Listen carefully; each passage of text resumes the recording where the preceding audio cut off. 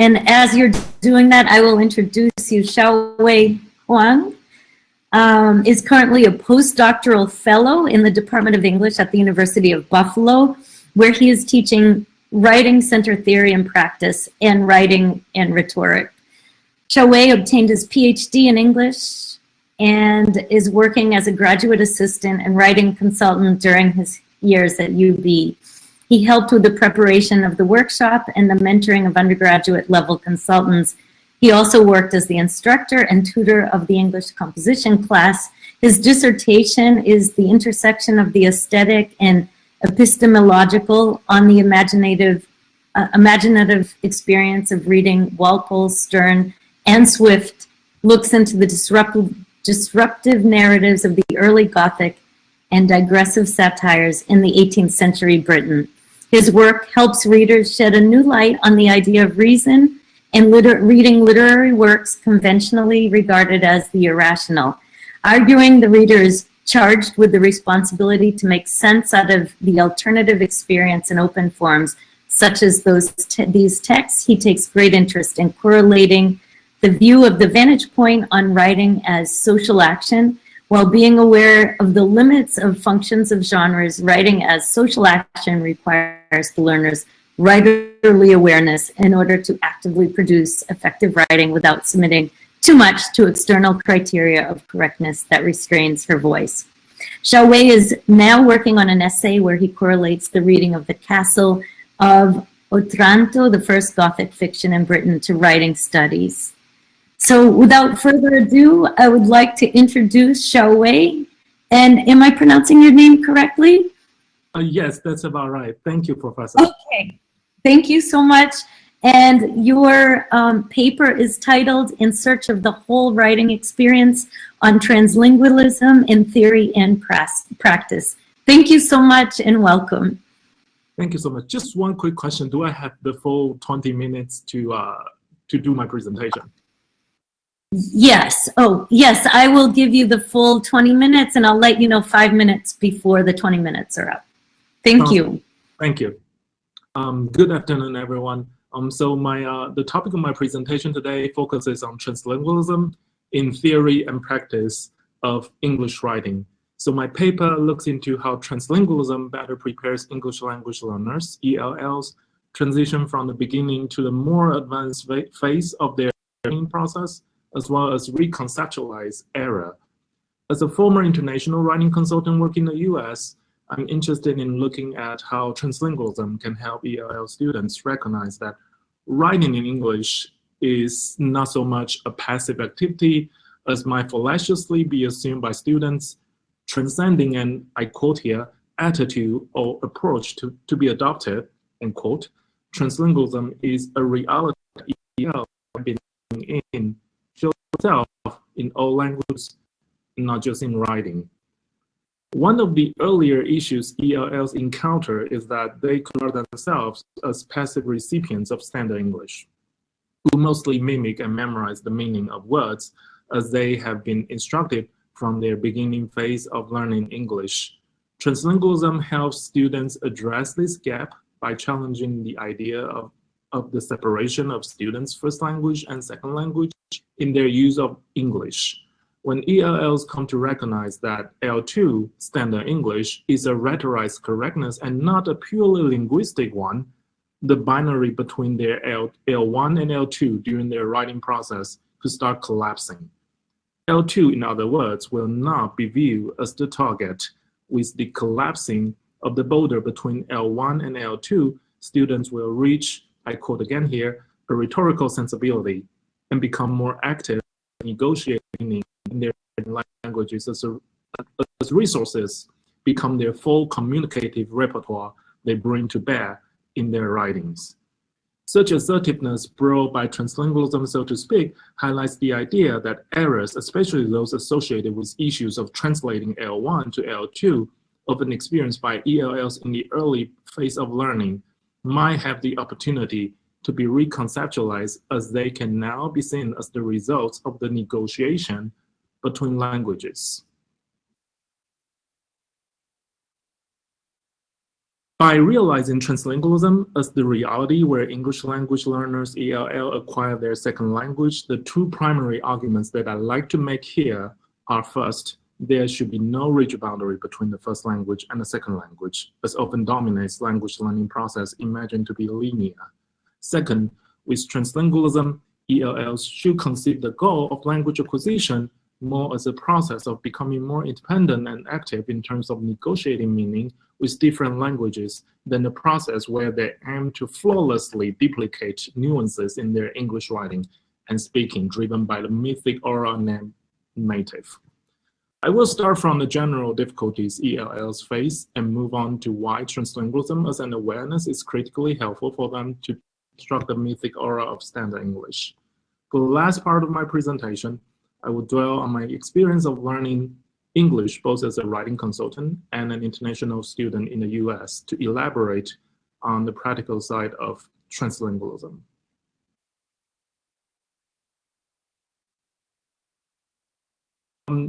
My section titled Different Stages in Second Language Acquisition. So Roseberry McKibben's research gives us the significant insight that the process of second language acquisition is not a linear one where ELL's English proficiency grows steadily in an accumulating sense. Rather, it is a process composed of different stages where ELLs grasp a better sense of the language when they become more active and independent with the English language. At initial stages of the learning, ELLs can be observed to go through processes such as interference, where they carry the language characteristics from their first language to English, and fossilization, where their habits of language usage in their first language are carried into English. Such habits may be deemed as accents or errors because they slow or even prevent a smooth understanding for the reader. At these stages, ELLs learn English by applying what they have memorized to English as the new context. They're more passive during these stages in the sense that they're expected to remember and mimic more than they might experience the language in its proper context. After these come the transitional moments where learners go through stages such as silent period, interlanguage, and language loss. During these stages, learners start internalizing the language by removing traces of their first language. Silent period, they spend time listening and comprehending while developing interlanguage when their English changes over time with more immersive experience in the second language. As if compensating one for the other, learners may experience language loss too, as their English becomes more proficient and witness a decreased proficiency in their first language. Eventually, after they gain a fuller understanding of English, learners will use it intermittently in their first language, which Roseberry McKibben termed code switching. The later stages apparently indicate ELLs move beyond the basic learning approach of mimicking, memorizing, and gaining more ability to negotiate between languages as they learn the second language. The degree of learners' independence, however, slowly will grow through time in their process of language acquisition. Nonetheless, the translingual perspective that I'm discussing in the following section is questioning this still seemingly a little bit linear progress of language acquisition. While the learning objectives in the early stage of language acquisition tend to focus on imitation and memorization, translingualism can provide a perspective where early learners can start to developing an independent awareness that usually only becomes apparent in their later stage of language learning. So my second section is translingualism in theory. Translingualism encourages individual agents such as ELLs to play a part to change the seemingly static theoretical boundaries of learning theories. From the perspective of translingualism, existent disciplinary boundary can be like, I quote here, standardized rules as historical codifications of language that inevitably change, and these boundaries are meant to change through dynamic process of use, and writers can, do, and must negotiate standardized rules in light of the context of specific instances of writing, end quote. Translingualism therefore highlights the agency of individual learners in various rhetorical situations which are counted in the process. To slay oneself with malleable repetitions and deviation in the matrix of linguistic differences is thus the practice of translingualism. Writing from this viewpoint is therefore a broad idea, or more precisely speaking, a metonym for a larger set of literacy skills.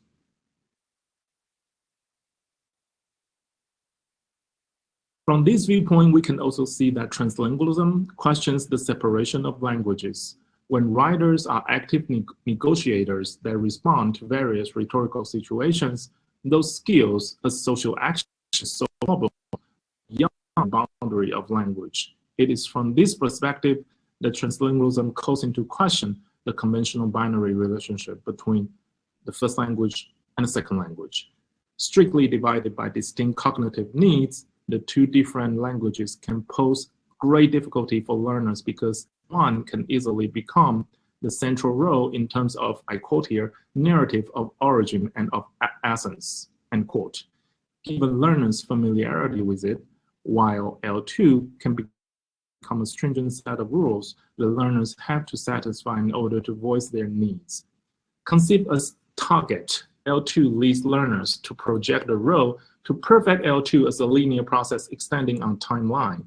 Nevertheless, such divisive linear thinking can clash with the active needs of voicing one's needs freely.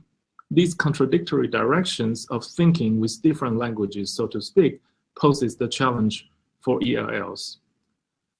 Granted, memorizing a minimum level of language rules is required to express one's basic needs, just as a baby cannot speak her needs from the beginning.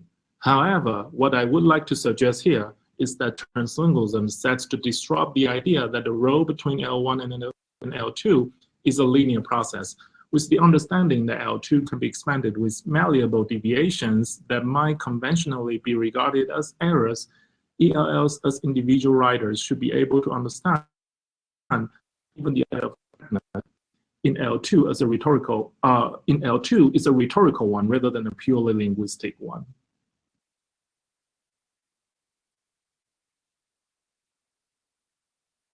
So in other words, as Kanagaraja suggests, and I'm quoting, what translingual pedagogy's favor is deconstructing standard English to make students aware that it is a social construct, end quote. To practice such pedagogies, the first step is thus to lead students out of the mindset with which they see themselves as passive recipients of a language.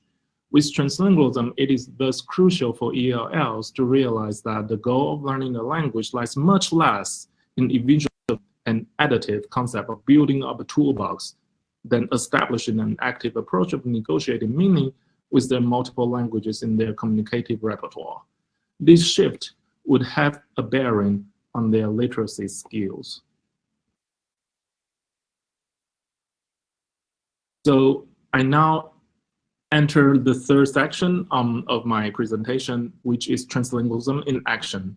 So as an international writing consultant, before my current job, the most intuitive and immediate method for me to practice translingual pedagogy is in the native language I share with ELL writer rather than using English. This is especially more efficient when it comes to collaborating with international graduate students on their writings, as their work usually presents challenges on two levels. Beginning the consultation, we have to first get a basic overview of the concepts and jargons related to their professional field before digging into specific technical language each. From the perspective of translingualism, implementing the native language of writer and consultant allows both sides to communicate global issues in writing, such as structure and logic, more easily by temporarily bypassing the needs of treating the local issues such as grammar and word choices. The efficiency of such method is in proportion to the difficulty of topic in students' writings. The more complicated the writing is, the more efficient the consultation will usually be. Graduate level writing involves complex and vibrant academic conversations, which are significantly more challenging to tease out compared to other genres or rhetorical situations. From the student's writer's perspective, therefore, they have to more or less teach consultants the professional part of their writings before both sides can start working on the global and local issues.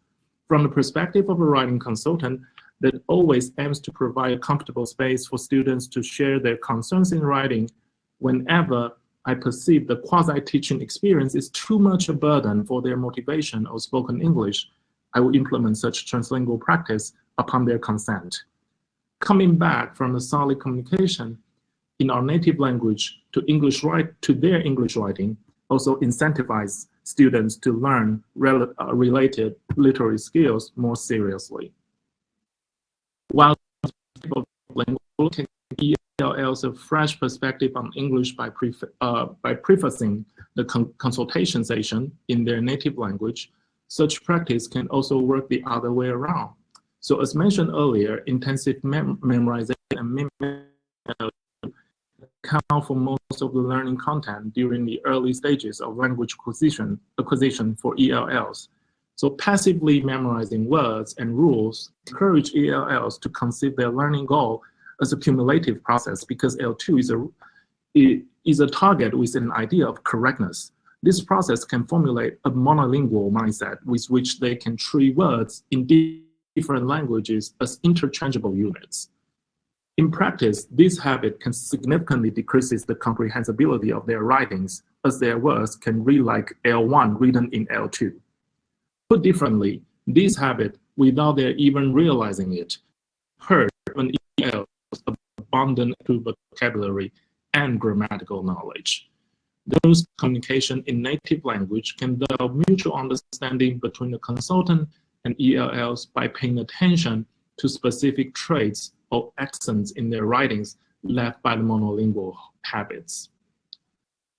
Through these two cases, we can thus observe that the practice of translingualism, the implement of native language in this case, is for both ELLs with general and advanced proficiency.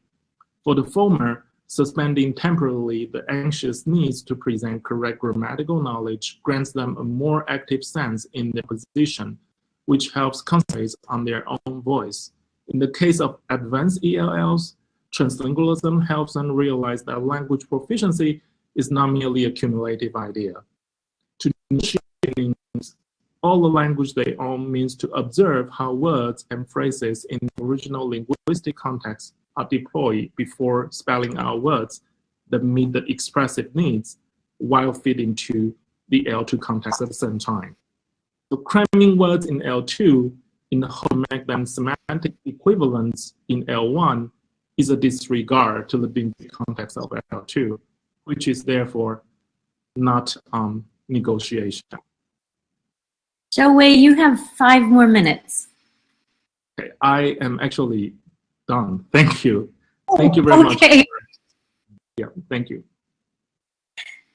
Thank you so much, Xiao Wei. Fascinating. These are phenomenal presentations. Thank you so much. Does anybody have a question for Xiao Wei? I see that people are typing. While they're typing, I do have a question for you. You talked about translingualism, and I'm wondering if you ever used the technique of translanguaging in your teaching. For example, that people can utilize words from their own language when negotiating meaning in a foreign language. So I'm curious, do you allow your students to actually utilize their own, if they're not sure of a word, that they can put in a word of their own from their own language and then negotiate with other students about what the possible translation or what the possible meaning in the target language could be? Yes, I do. I mean, I usually do that. Like exactly what you say. When I was working as a writing consultant, because most of the time I found that there is this kind of general sense of inferiority because they think their English is not good enough. So oftentimes international students come into the writing center, they ask for grammar, word choice, and then how do I sound native, issues like this. So one of the things that I really want to kind of encourage them to be aware of is that words like units between languages are not interchangeable. So it's not really like kind of like there is a native word that can idea. So rather than, oftentimes they want to say, how do I express this word? How do I say this word? I would encourage them to express that meaning in phrase or even in paragraph. And then we work out the possible different ways to articulate their idea so that it is comprehensible to the English readers, as well as fit the original meaning in their first language, if that makes sense to you. So I think the purpose is definitely, I don't want them to think that words in different languages are interchangeable, and they have to kind of like confine their ideas in order to fit what they imagine are native expressions, if that makes sense. Yes, it does. Thank you, Xiaowei. And I know Kun said